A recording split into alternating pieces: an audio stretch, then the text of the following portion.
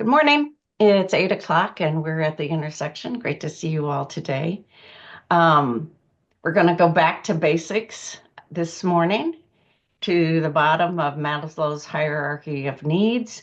Um, but before we do that and talk about housing and some tools, everybody's got their AI going here. I'm telling you, lately, one meeting I had, more than half the attendees were AIs. That was anyway, to the side. So I'm going to open it for announcements. One, I'm going to ask again and really encourage you all to come on Sunday. Saturday happens to be International Golden Rule Day, but we're hosting our recognition and honoring of the International Golden Rule Day on Sunday this year to emphasize the importance on the first day of the week, the importance of treating others the way we wish to be treated, and likewise to not treat others in ways we do not wish to be treated, especially during our current context.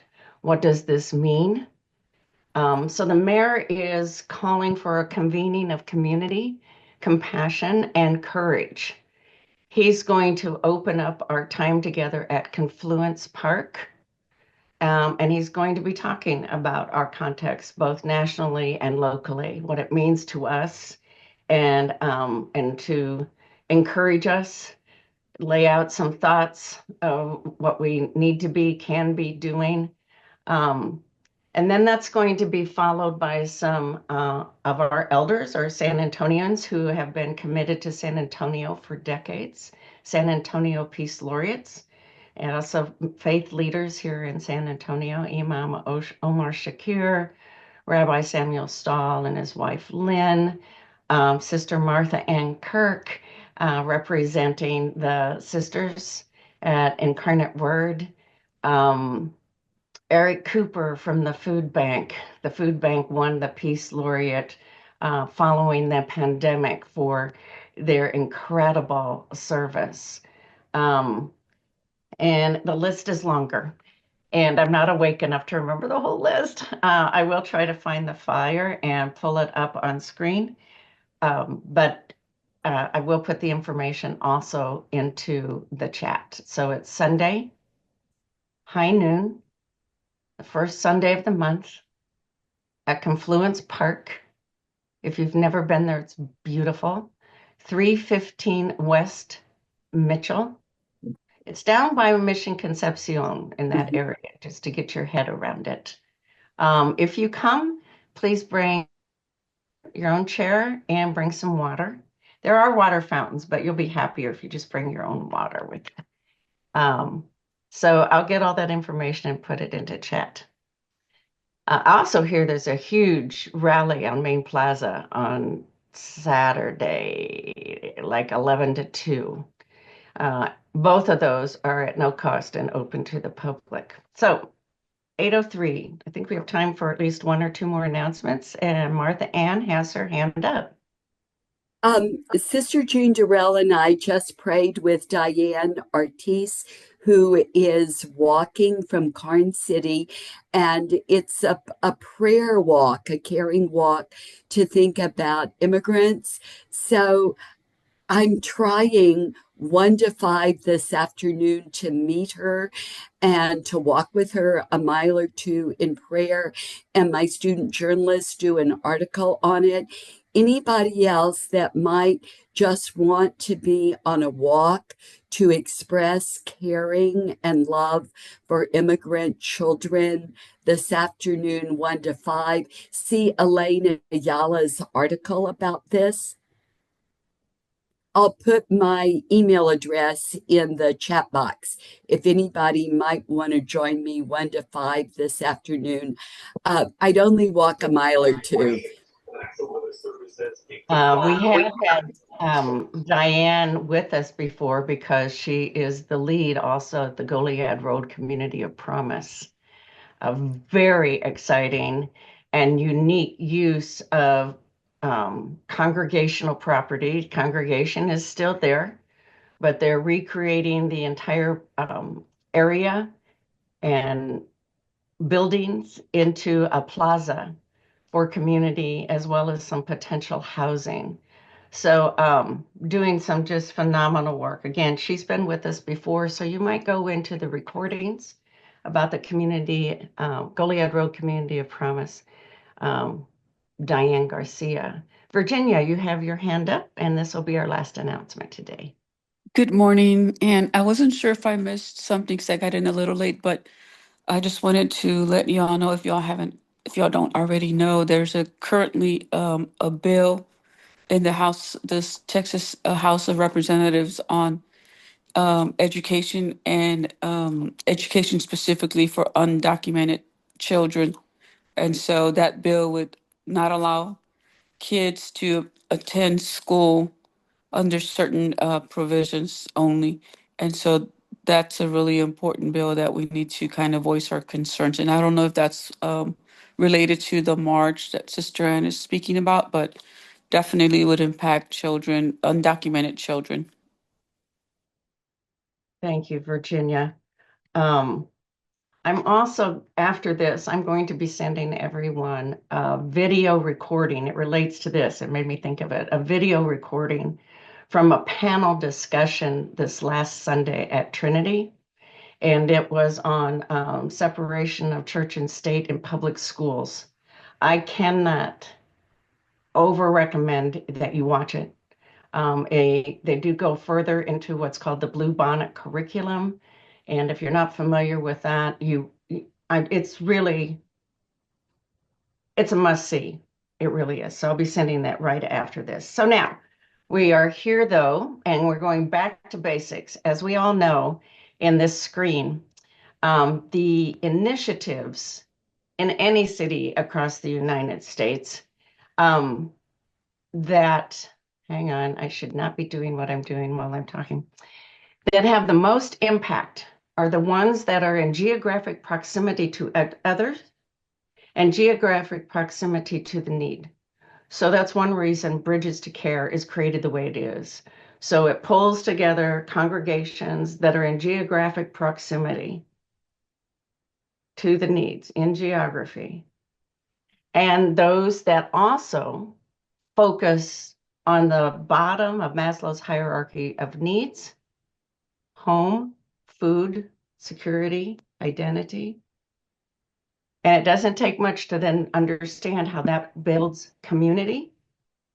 And as community builds, it starts to heal those other things that are on Maslow's hierarchy all by itself. A community healing itself, just like a burned down forest, begins to heal itself and become green again. So we're going back to basics today with housing. And Neighborhood and Housing has come up with a plan, but also a tool, a way for all of us to be more involved and more knowledgeable. And so I'm going to turn it over to Siboney with Neighborhood and Housing. And she's going to show us one part of four. Siboney, it's all yours. Thank you so much, and thank you everyone for being here. It's an honor to be invited into this space. I'm going to share a video with you, and I'm going to share some slides. I am the Community Engagement Administrator for the Neighborhood and Housing Services Department with the City of San Antonio, and I will put my contact information in the chat in a second. I do want to recognize Maribel Arauza, who's also here with us. She's the marketing manager for the Department of Human Services with the City of San Antonio. And before that role, we worked together on these videos and are still working together on these videos because, as Anne mentioned, housing and homelessness are connected. It's housing first, not housing only. And so we do a lot of work together. I do just want to note this video that I'm going to share has different settings. Some of the information might be very obvious for you all given the work that you do, but for many in communities that Maribel and I meet with, we're trying to infuse empathy into communities. It is community care. So I'm going to share screen, and then Maribel, you shout if you're not seeing it. She's always an incredible communicator. It's on. We can see it. Wonderful. I'm going to make sure I have the chat open. And then I will just share, and we can share this later on too, but in the chat, contact information for both of us. So to start out, I just want to recognize some truths. I think Anne put it really well, getting back to basics, right? Home looks different for everyone. Homelessness response is about community care. It's important to note that it is about the people that are most impacted and about community responsibility. It's not about prescribing a solution. Everyone is different. It's not hiding a community challenge or need. It's making sure a lot of the work that Maribel and the teams that are involved with Department of Human Services are really focusing on relationship building and trust building, and that takes time. And frequently we just don't talk enough about that. Within my department, I do want to note that we oversee the 2022 Affordable Housing Bond, which committed 25 million of the 150 million. So this was voted and approved in May of 2022. But 25 million of that 150 million is going towards the production of permanent supportive housing. And part of this video really was to talk about permanent supportive housing. What is it? What does it mean? What is it not? Who does it serve? And what are supportive services as it relates to permanent supportive housing? And so we were wanting to do a video just about permanent supportive housing, but then we realized we needed to go back and really talk about how housing and homelessness are interconnected. I'm going to put a link to the bond website in the chat also, but that's how the city is investing in affordable housing thanks to voter support. Do want to note that this video is around 4 minutes, and then we'll have some links for some resources. Maribel, was there anything you wanted to add? Nothing else. Maybe after the video, I can maybe add some remarks. Thank you.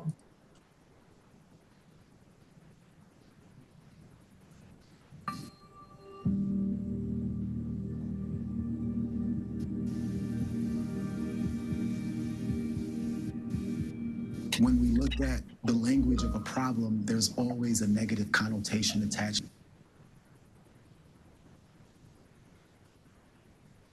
to that. What is a problem, right?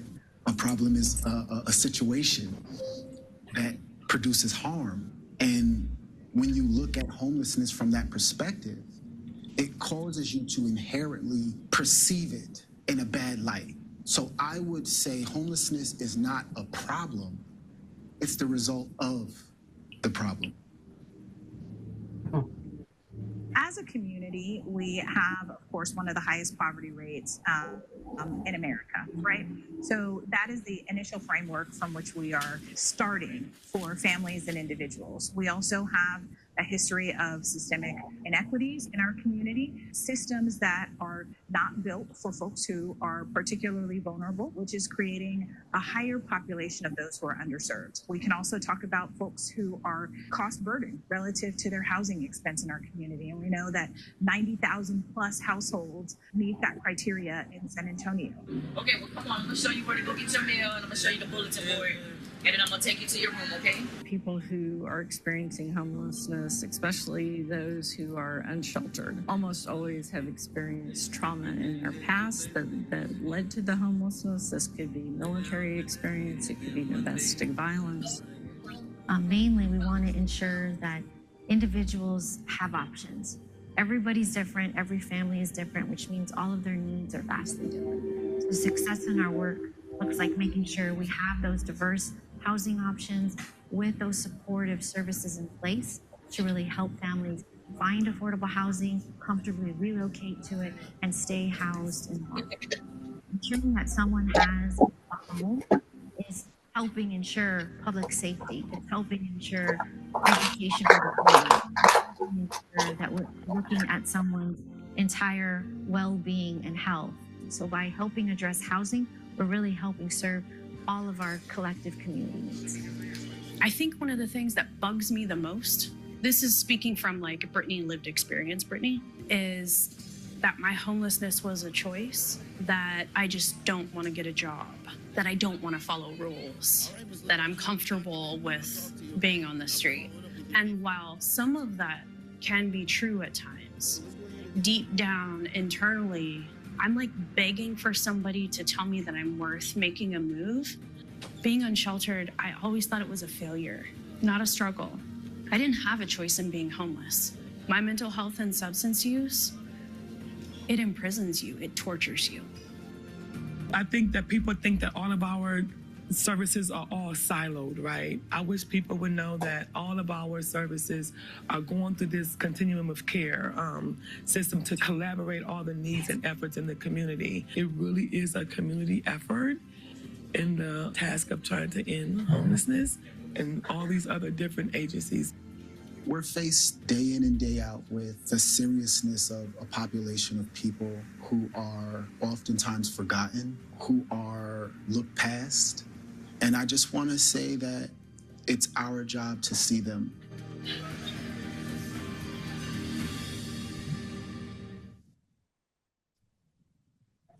So I just want to give some space because I know for some people that can be emotionally triggering. Drink some water if you need to. You know, Anne mentioned that this is one of 4 videos. Maribel and I interviewed 18 people as part of this process. And it's taken a lot of time to get to this point. Because we also wanted to make sure that everyone featured, especially those with lived experience, had the opportunity for edits before we made this video public. So this is the only one that's currently public. The other 3 are around experiencing homelessness and what is permanent supportive housing specifically. But before we even wanted to talk about what permanent is and how it's defined, we needed to make sure people understood the connection. And Maribel, I'm going to hand off to you to talk about this slide just a little bit. Thank you, Siboney, and thank you to this group for the space and the opportunity just to really showcase this video. But also, I think it's an opportunity for us to have these conversations within our own communities. Homelessness is more visible than some of other challenges that we see within our community. And so when we talk about people who are experiencing homelessness, these are some of the realities. It's that it's not that they don't want a home, but they have conflict with families. They've lost income. And so we look at these realities, and really I'm want to give a shout out to our homeless response team, because they are building relationships with people every single day. And it's the consistency, and it's showing up at minimum once a week to interact with our neighbors and asking if they would like to receive help or what type of resources they need. And so we're really thankful for our community neighbors and partners who understand that homelessness is not their identity, but really something that they are, but a challenge that they have. And so we've seen the responsibility to really interact with them and build trust with them. Thank you, Maribel. Last couple of slides. I know Sacred is incredible at hosting all of the resources, but want to remind people that Community Connections Hotline is the 207-1799 for people on the call, and then also 311. I think within this context of this conversation, right, the video serves multiple purposes. Some people might see the video and need access to resources. Some people might see the video and want to know more information about how the city is investing in affordable housing, right? Or how the city is investing in supportive services.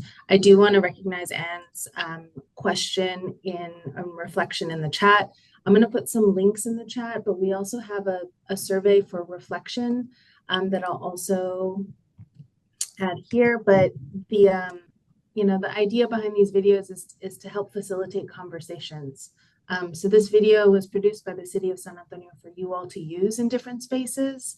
And we provided this online survey, which I hate saying survey because it's more a reflection space. What do you do after the video? What are some of the things that you're thinking about?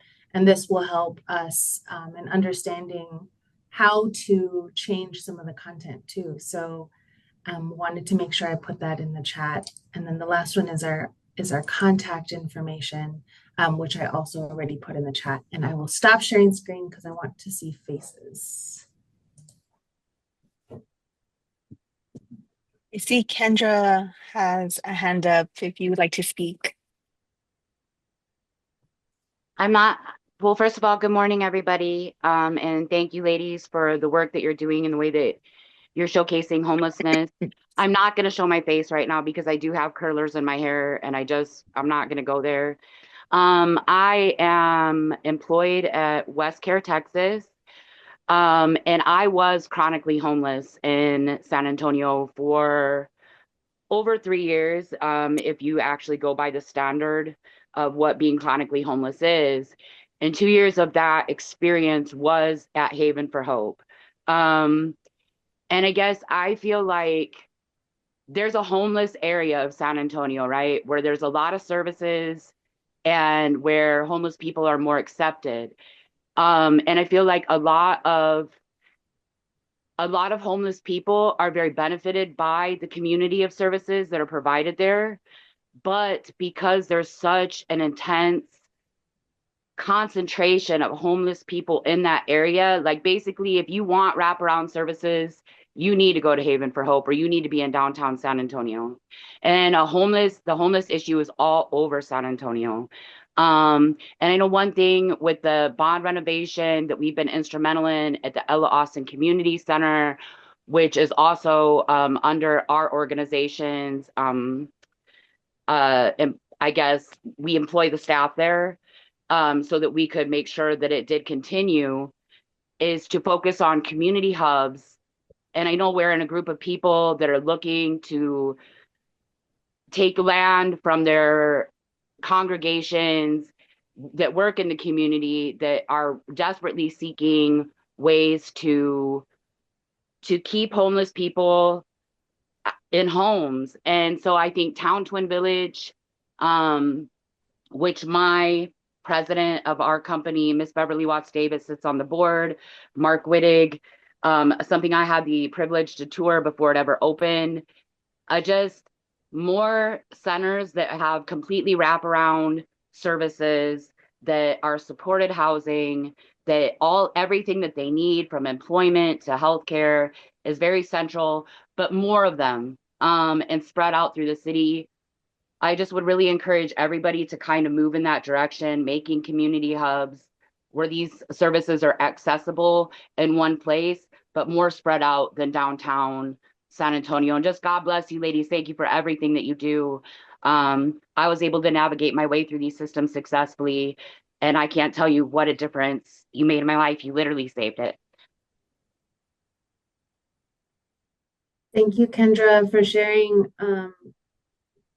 I have a lot of thoughts. I have a lot of feelings. I'm really grateful that you shared your experience. I think the more Maribel and I shared this video, the more we hear about personal experiences. And part of the affordable housing bond is to make sure it can't be the only way that we build more permanent supportive housing. It's a tool. It's a way for city and public dollars to be invested in. So thanks. I also want to add to the basic information too. From my time working with gangs as well as working at Haven for Hope, was only one difference between those who were at Haven and myself. Only one. And that was a support system of care. And so that kind of, leans into the question that I asked of everybody here at the intersection: what's our job? The last quote was, our job is to see them, right? So keep that in mind. What is our role here at the intersection of faith, community, and civic engagement? What's our role in this, in understanding as well as in service? I also wanted to tell you, Siboney and Maribel, that this group has done such amazing things over the last half a dozen years. Amazing movements and shifts starting, I would suggest, at the root of the violence prevention strategy, just 2 days after Uvalde, it was this group who said we need to do something more. And that led to the violence prevention strategy during the pandemic, a $500,000 worth of face masks that were donated to this effort. But they're great feedback loop as well, not just engagement. We're all in this together, and we firmly believe in collaboration. One thing I wanted to tell you in that collaboration, when I went to the form on my city computer, it would not work. It won't open. So we want to look at that. I'm wondering in the community, when people go to that form, if they might have some tech difficulties.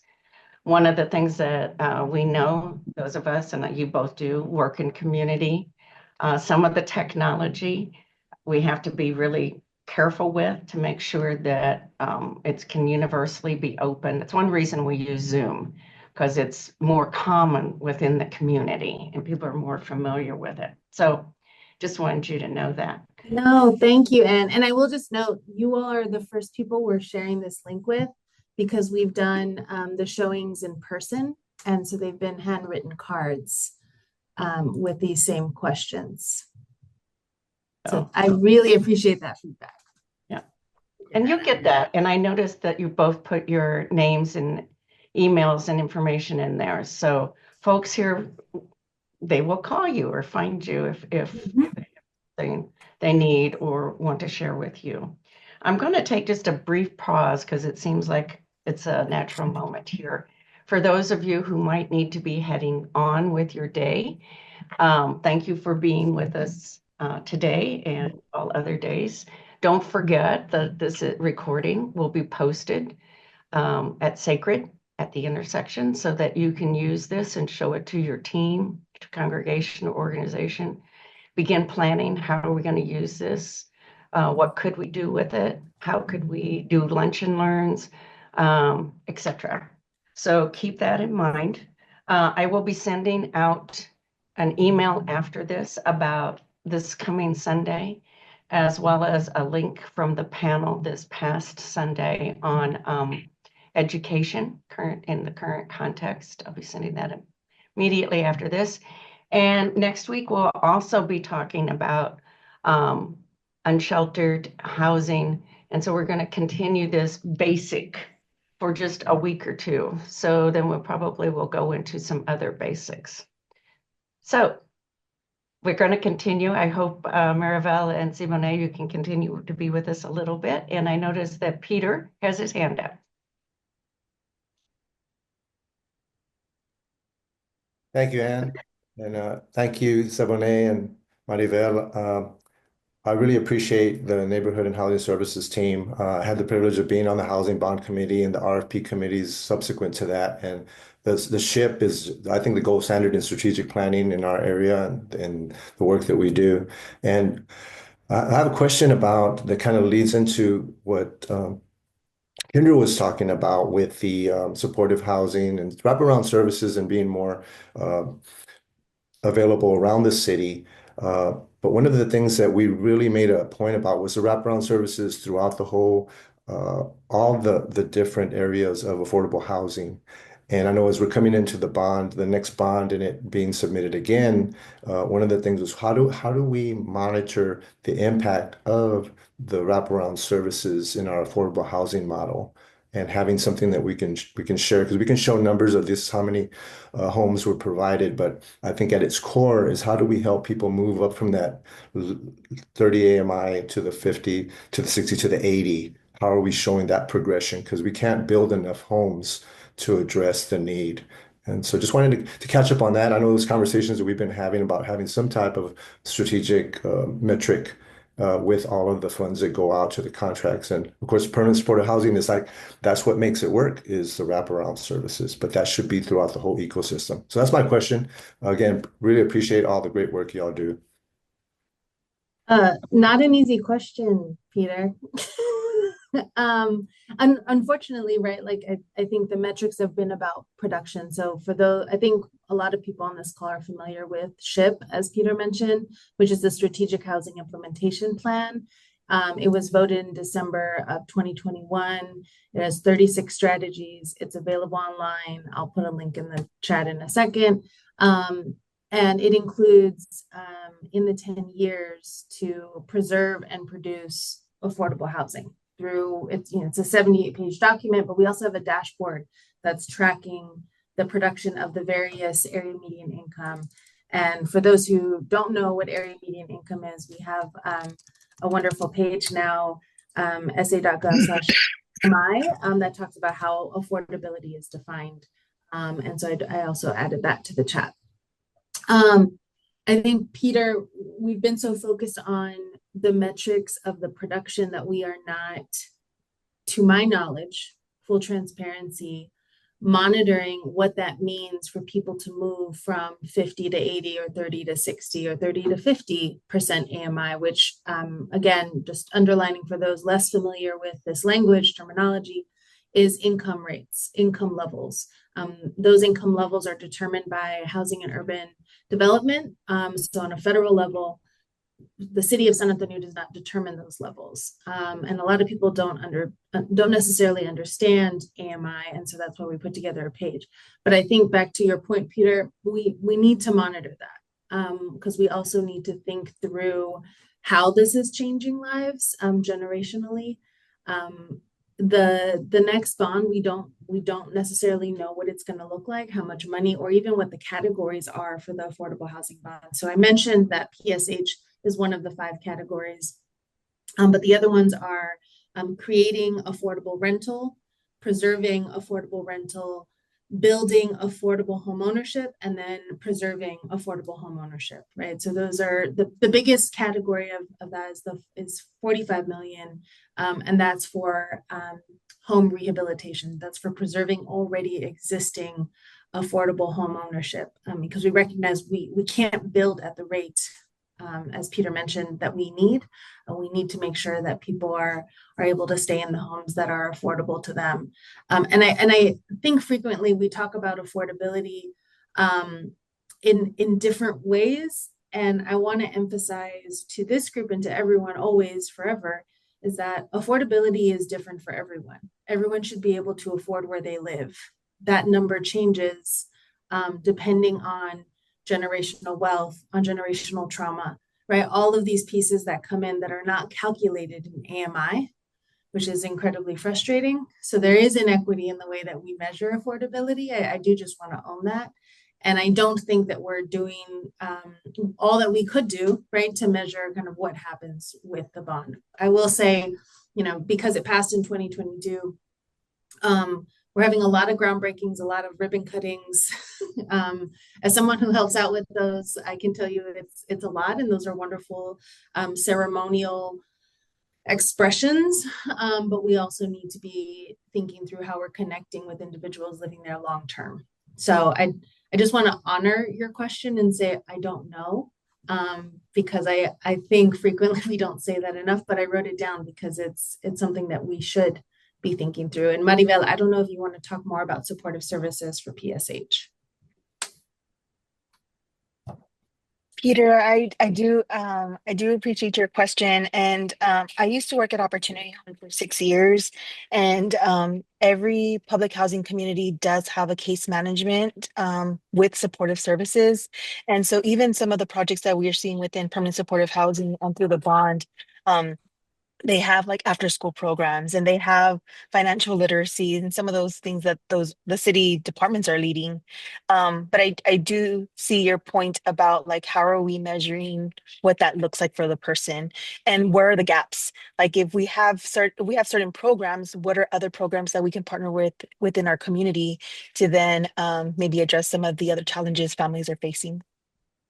Thank you. I appreciate that feedback.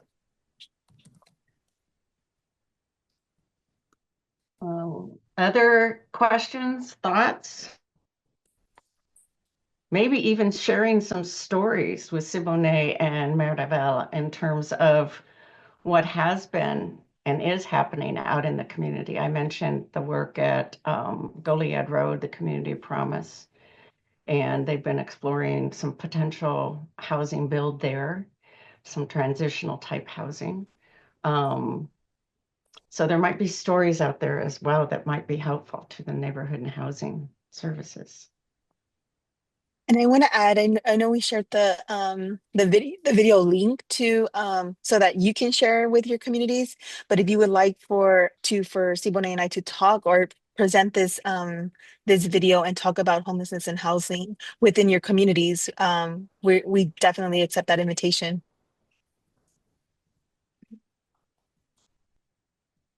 When do you think the other 3 might be completed, just generally speaking? I would say May, beginning of May.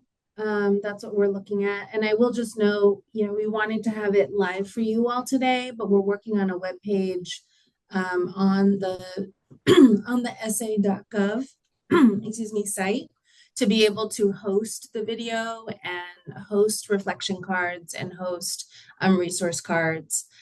So we're working on that. And once that's live, Anne, I'll send that over to you. But that's also where we will update the other videos as they come in. And again, I don't have that page. I know I've dropped probably like 12 different links in the chat. That's one I'm not going to drop because it doesn't exist yet. But that's, yeah, we're looking at May. And I will just say part of the delay is intentional. We do, we work for the city. So there are certain requirements that we have to meet, but then we also, Maribel and I are pretty insistent on pushing back on what it means to have representation from individuals not working for the city in videos. It might be a good series for this summer, like in congregations, so people could go ahead maybe and start planning that if you're hoping for May. So maybe after Memorial Day, and even like one a month, to have that at an adult forum or a lunch and learn. But people could kind of start planning in that direction on their calendars. So you already got the first one. So, that even gives you a little bit longer time. So that was one reason I was asking, so people could kind of start planning, but even use what we've got, use this one and go to the team to start the planning. This is what it looks like, have your own focus group, ask a group of people, how might we best use this? It might be in home gatherings, through neighborhood associations, planning something like that. It could be even all 4 used at even like a mini housing summit. So you gather for a couple hours of conversation and watch a video, have some conversation, watch another video, have some coffee and some healthy food like donuts or something. And then, have some more conversation. But it could be a really nice set of tools that's so simple to utilize in creating a gathering and working forward together on that. So I invite everybody to, think about that and what that would mean. And I noticed that Randy already asked, come. So any other last thoughts or questions? It's 8:38. And then we got stuff popping up. Or are these just all the AIs? Yes. So. And I will note, Maribel put the revised link for the reflection. Let us know if that works or doesn't work. I dropped it in again. In between the AI assistant. It's also interesting to read the AI. Yes. Yeah. Okay. I do want to say hi, and Siboney, thanks for being with us. It was great to have you. Come back. I love the conversation about, what's happening with people in this process. We're working on some other metrics and about people. We've had conversations around human flourishing, what it means to, not just live and thrive, but how do we live to be our fullest? So we're hoping some of those kind of metrics will also impact the metrics of the city as well. Those metrics are going to be launched at the end of April in DC. So we'll really be moving forward with some of those after that. Anything else? Thanks all. We'll see you next week. Siboney, Maribel, any last comments? Just thank you all No, so much. and I saw Sonia Valderas had unmuted, so feel free to email us, Sonia, if you Oh, need to. yes. I just want to share with y'all that when I watched the video the first time, it truly touched my heart. I was like, I've seen different videos, I'm sure we all have, that have been developed by the city, but you can tell when you guys were putting the effort into creating this creation, it's just like, wow, like I can't wait till we start sharing it broadly, because that's where it starts, right? With a heart, with love for us, for others. But thank you for sharing that. It really did. It was impactful to me. So I just wanted to include that piece. Thank you. Thanks all. Have great Bye. days. See you next Have week. a blessed weekend, San Antonio. Bye, Kendra. Bye.